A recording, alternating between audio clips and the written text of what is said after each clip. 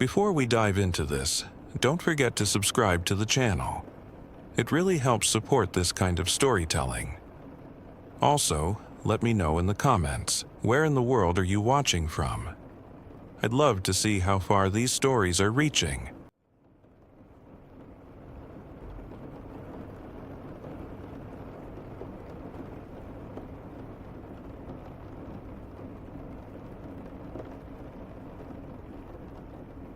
I took the job because I needed the cash.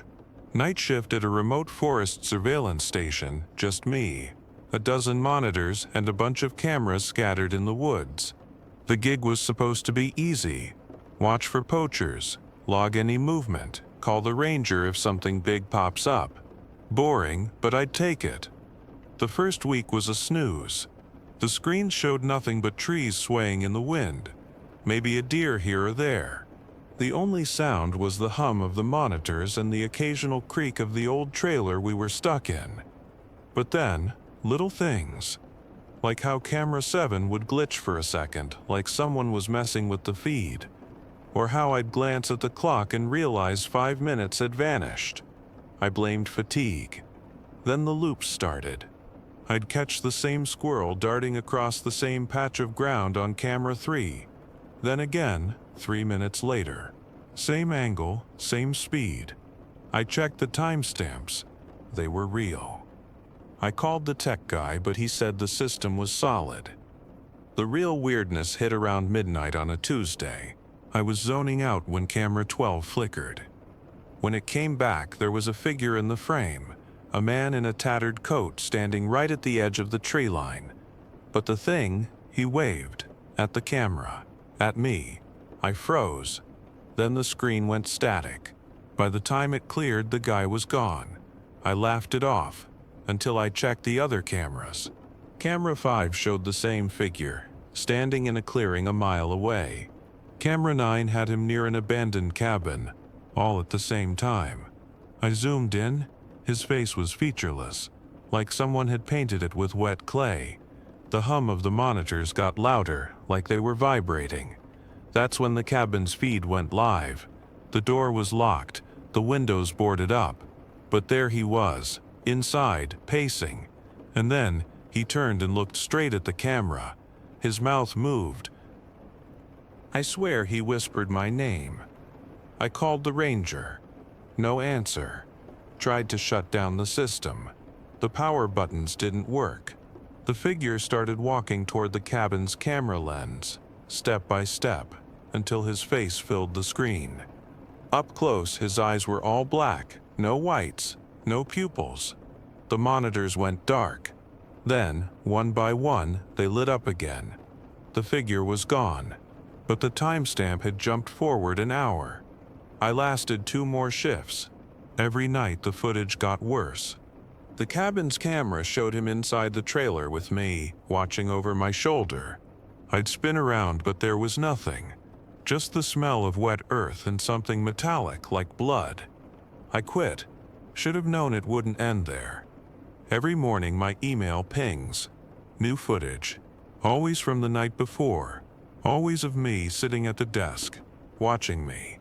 They say the forest never sleeps.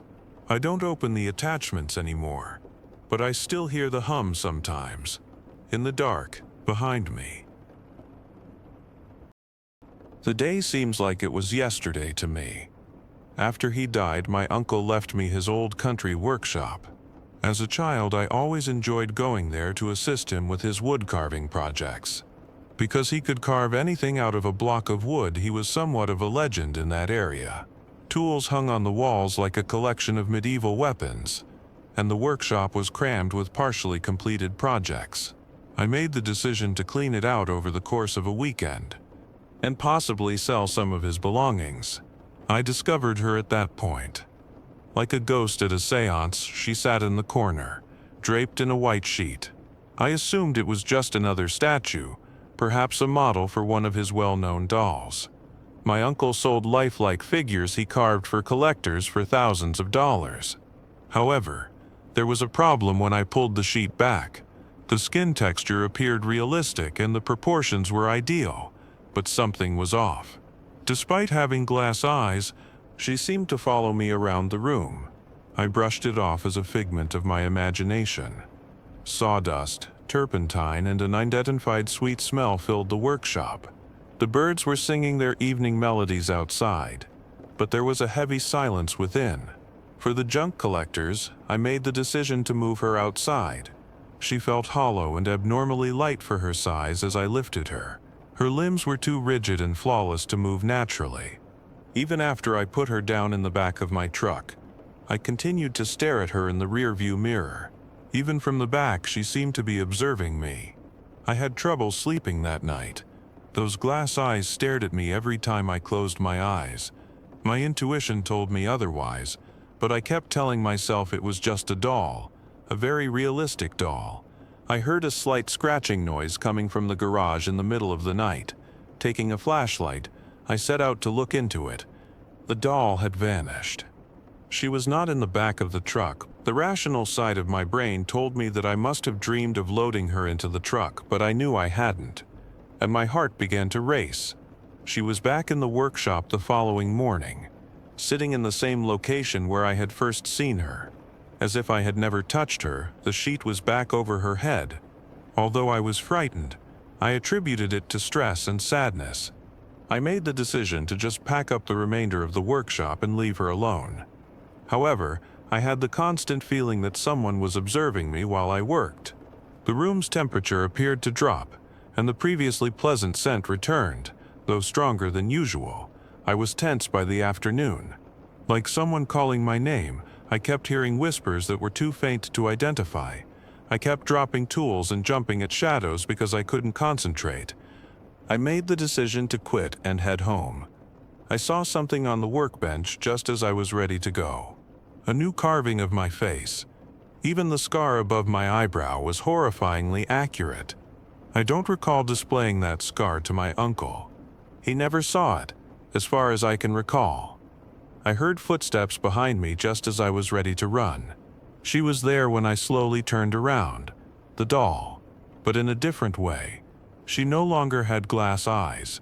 Their eyes, wide with terror, were real, human eyes.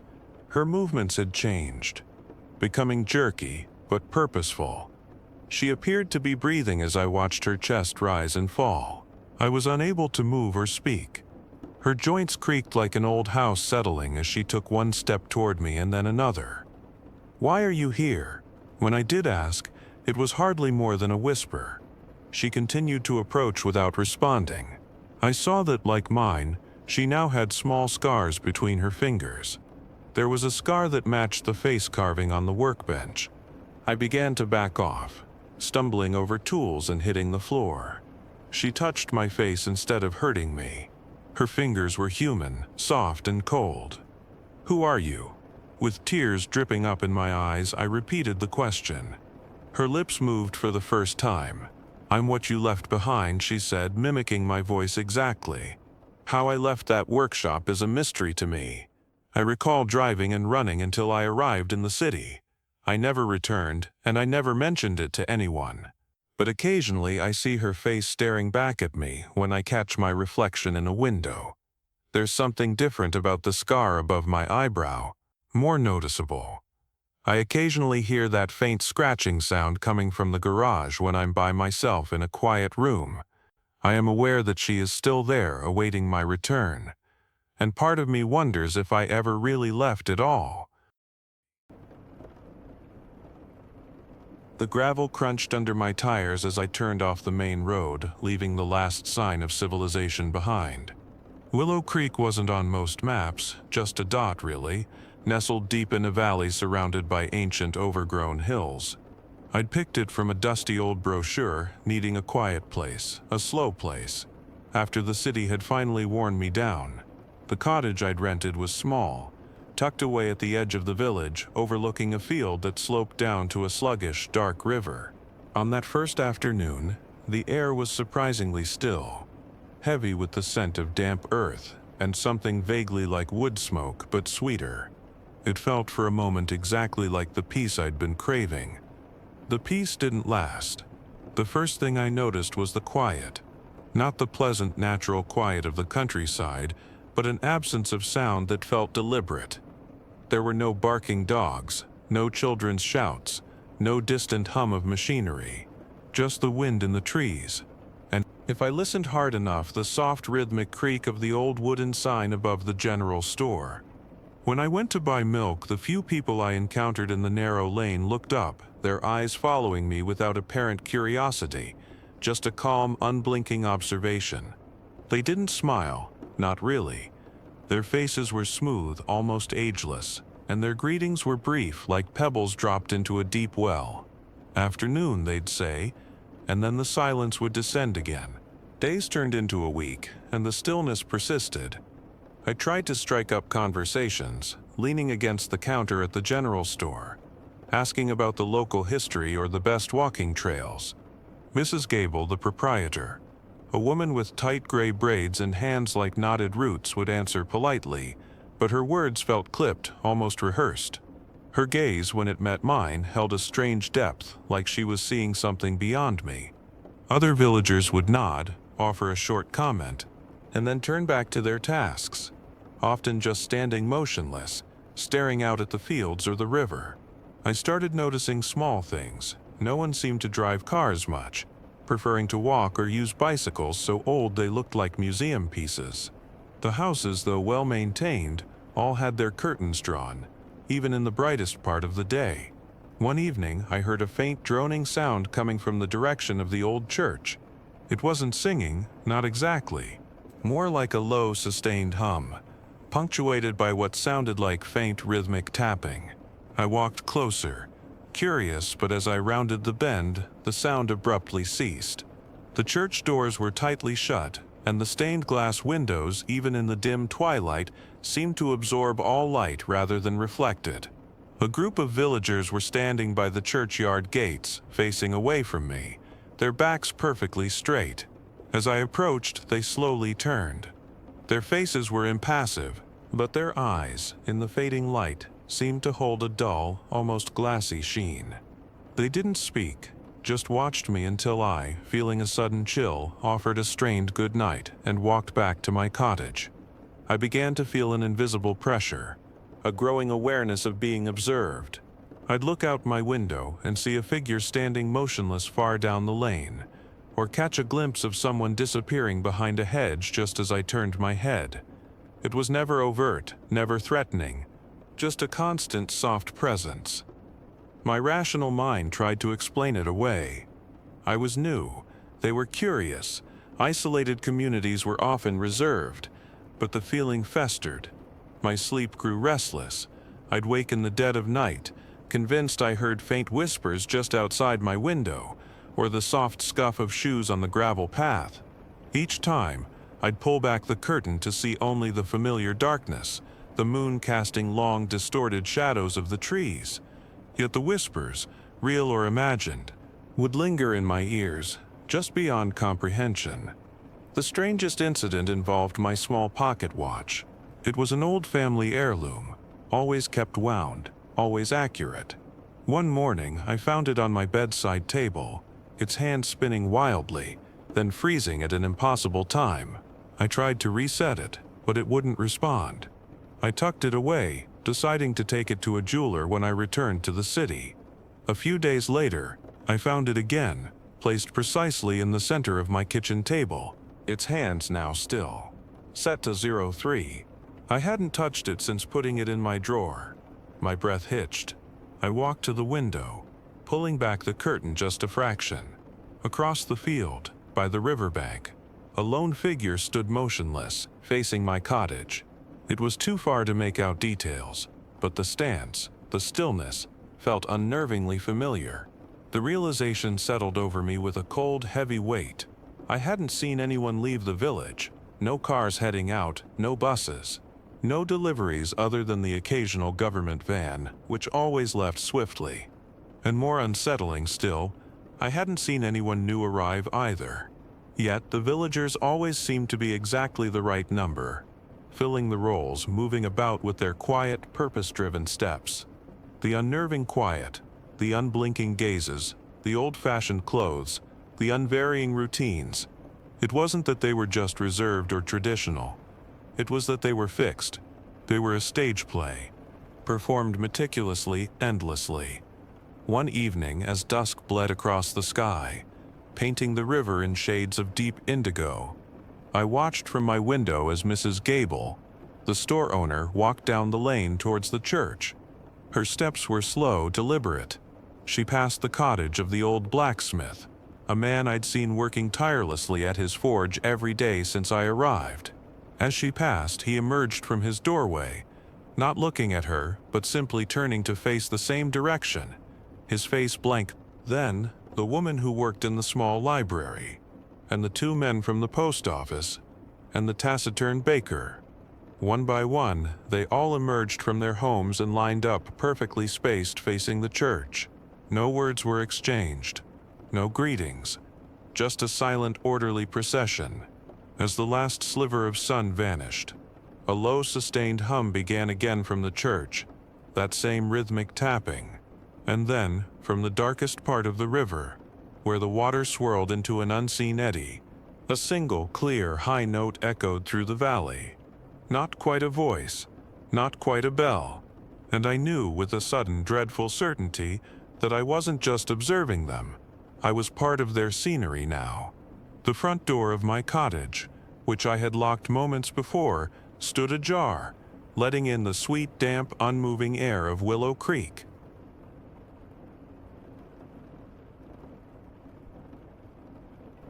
I moved to Hollow's End because I needed quiet. Not the kind you find in a city park, but the kind that settles into your bones deep and still. The village was tucked between two hills, just off a road so narrow it felt like the earth had swallowed it whole. No signs, no businesses. Just a few houses huddled together like children afraid of the dark. The realtor said it was peaceful, isolated but not cut off. That last part made me smile. Cut off from what? From everything. The first thing that struck me was how quiet it was. Not the absence of noise. There were birds, wind through the trees, but the silence between things. Like the world held its breath when I walked by. I'd pass someone on the path, and they'd pause. Just for a second, eyes flicking toward me before turning away. No greeting, no nod, just watching. Then moving on as if I weren't there at all. My house was old, built of gray stone and sagging timbers. It stood at the edge of the village, half hidden behind a thicket of birch trees. The door creaked open with a sound like a sigh. Inside, the air was cool and smelled faintly of damp wool and something else. Something like dried herbs or burnt sugar. I didn't notice it at first, but after a few days I started catching it again, every time I came in from outside. The villagers didn't seem to mind my presence, or maybe they did. They just didn't react. When I waved hello at the bakery, just a little shop with a crooked sign, her eyes stayed on mine too long. Then she turned back to the oven, as if I'd already left. I tried to talk to people, asked about the land, the seasons, the history. Most gave short answers. It's always been this way, one man said, standing by his fence, staring past me into the woods. Another said, you'll get used to it. But nobody smiled. Nobody laughed. Even the children didn't play. They sat on stoops or in doorways, motionless, watching me with wide, unblinking eyes. Then there were the lights. At night, sometimes I'd see them, flickering in the distance, low to the ground, moving slowly through the trees. Not cars, too small, too steady. I'd go to the window, heart thudding, and watch. But when I stepped outside, nothing. Just darkness, thick and silent. And then the next night, they'd be back. Same pattern, same place. I started keeping a journal. Not because I thought I'd write poetry, but because I wanted to remember. To prove to myself that I wasn't losing my mind. I wrote down the times I saw the lights. The way the baker looked at me. The silence when I asked directions. The way the wind seemed to stop whenever I passed the old well at the center of town. One afternoon, I found an old book in the attic. A ledger, bound in cracked leather. Names, dates, payments.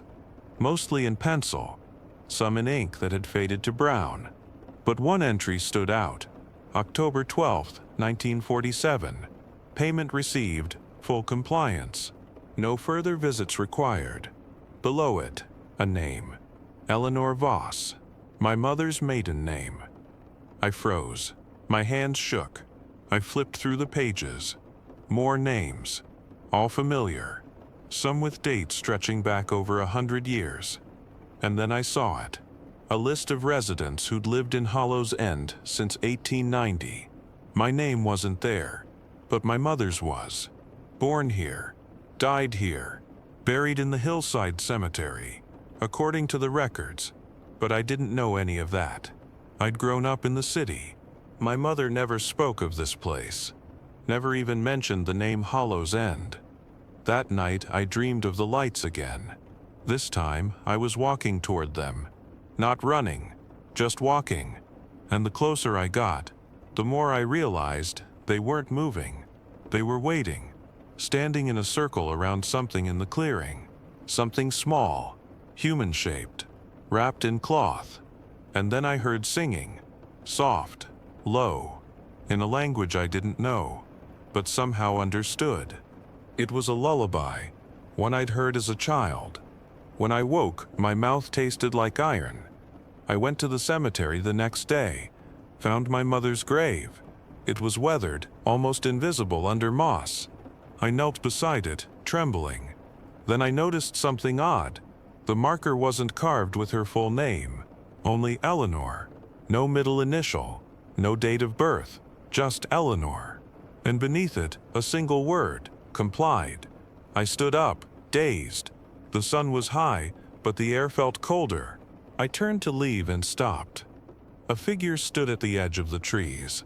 Tall, thin, wearing a coat that looked too heavy for the season. It didn't move, didn't blink, just stared at me. I called out, "Hello." No answer. I took a step forward. The figure tilted its head slightly, like a bird sensing danger. Then it turned and walked into the woods, disappearing without a sound.